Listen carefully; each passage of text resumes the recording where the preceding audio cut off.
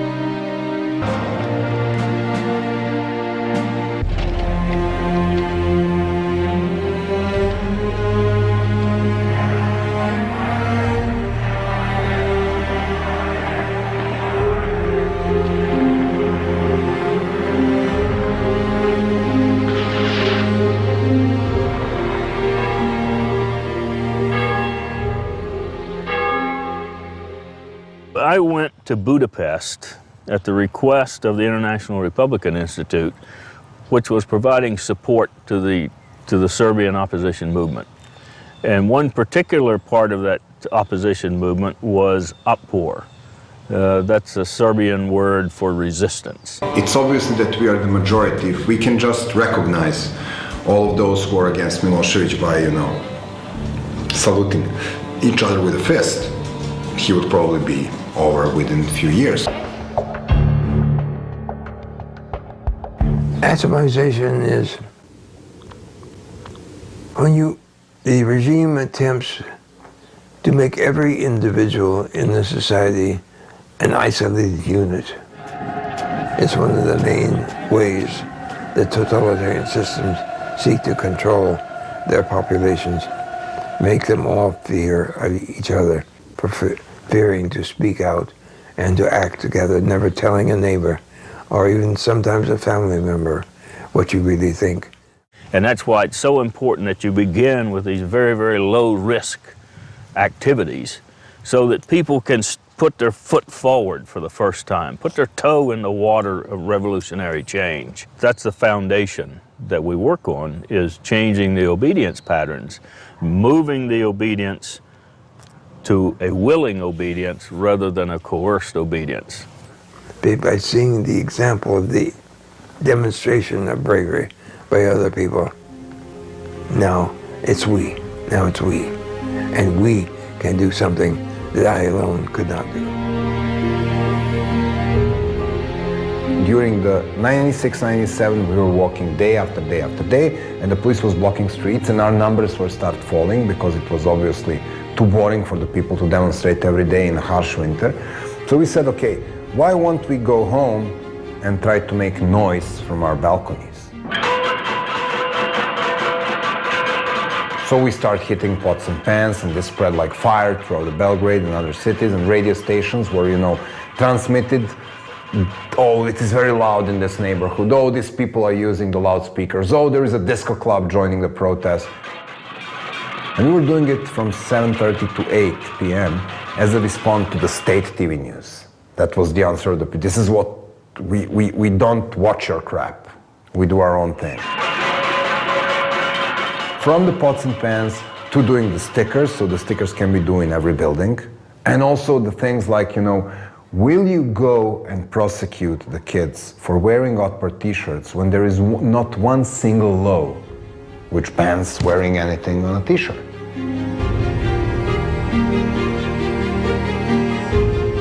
So, for the policemen getting inside the high schools and arresting high school kids only because they were wearing the t-shirt, and then going home and talking to their wife, whose friend was complaining because her son was arrested, having a dialogue with your kid, who is coming now from his school where nobody wants to spend time with him or her because their father is, beating kids from my neighborhood.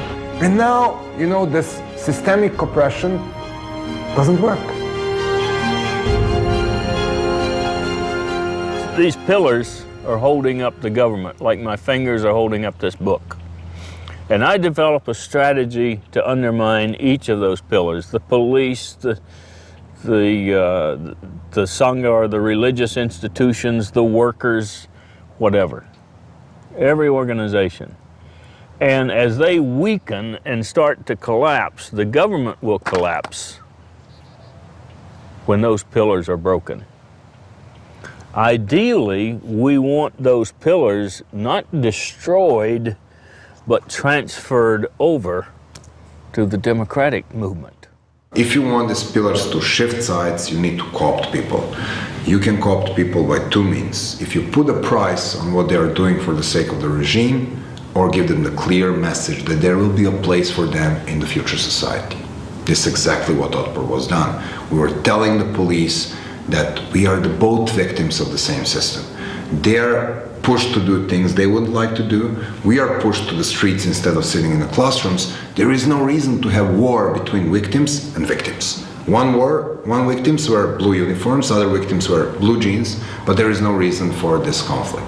And this worked, really worked. And it worked in Georgia, it worked in Ukraine, it worked in many other places in the world. This is the way you do. You go and co-opt from discursive pillars. You don't throw stones to the police.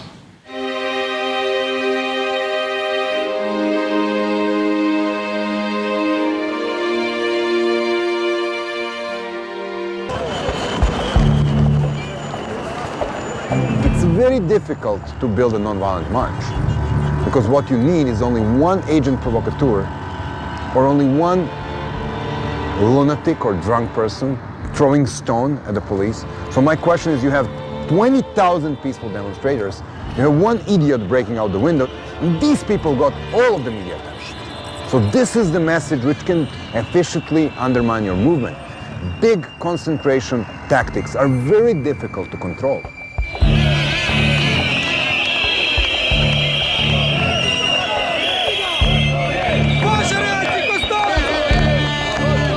So what we were dealing with is like you go on the march and there is a risk of the people getting arrested. So what would you normally do? Instead of putting the big guys in front, you will put the girls in front. You will put the grandmas in front. You will put the military veterans in front. So the police is now faced with the friendly faces.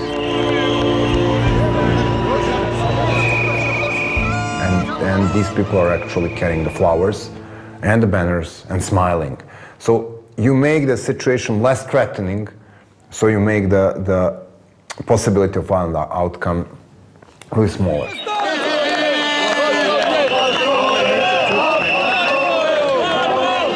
October the 5th should be seen in a context of a successful strategy, and that was not the day like many spectators of media like CNN. They just see this big bunch of people, revolution, boom, and it's over. It was first of all 10 years of attempts and failures, 2 years of existence of Otpor, 5 different campaigns, and we were setting the victory on the elections. We knew that Milosevic will lose, and we knew that he will not accept the fact that he has lost. So there was this 10 days of increasing pressure that was very important, because not only we brought all the country to the standstill, including the general strike, efficiently dragged down the 70% of electrical power, and if you look to the gene's mechanisms, this is called a non-violent coercion. So first you try to convert somebody, then you try to accommodate somebody, and then you go to the coercion. In non-violent coercion, your opponent, in this case Milosevic, was ready to continue the struggle. In fact, orders were given to the police to react against the people. But people were not responding to these orders, because the policemen will know that if they shoot into the crowd of hundreds of thousands of people, including their own kids, they will go down to the sink together with Milosevic. They didn't want that to happen. But this is why this preparation period was so important, because throughout this period, after victory in the elections and general strike, we successfully explained to the people in the police and in the military that it is not, again, government against the opposition, but this is the people as whole, Serbian people, against Milosevic.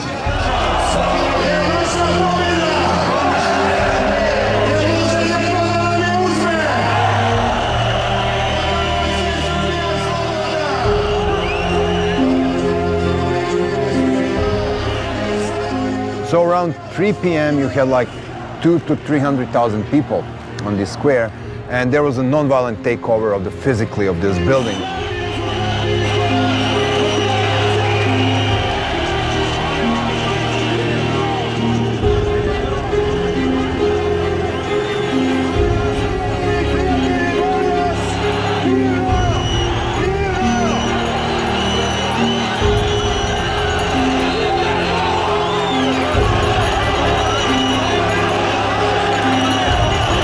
And this is where the people who broke into the building at the October the 5th found many leaflets pre-marked for Milosevic. So this is where we, actually the physical cheat was taking place in the second floor of this building.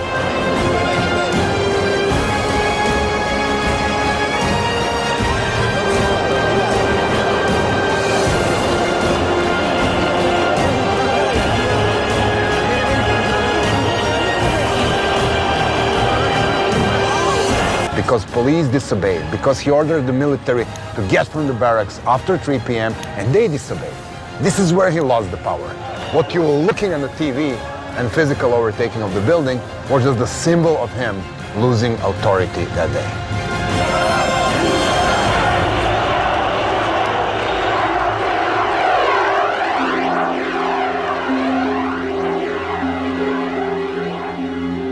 I think what we learned from Bob and what comes and derives from Gene Sharp's thinking and writing influenced the way we think, and also made our struggle more efficient in a very important point when we were preparing for a decisive struggle. And yes, I think what Bob and Gene are doing is precious around the world, and we strongly believe that the nonviolent revolutions cannot be exported or imported, but the knowledge on how to successfully implement nonviolent struggle can and is transferred from one group to another as we speak.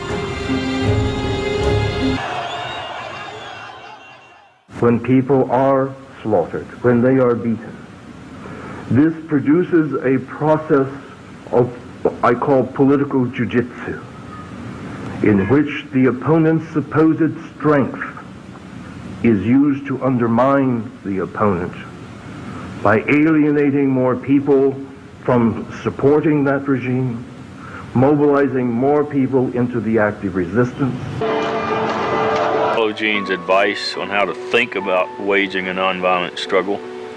Sooner or later they'll win. See, the advantage that we have using this form of struggle, the people against a tyrant, as long as we don't surrender, we never lose. And that's key. As long as you haven't given up, you haven't lost.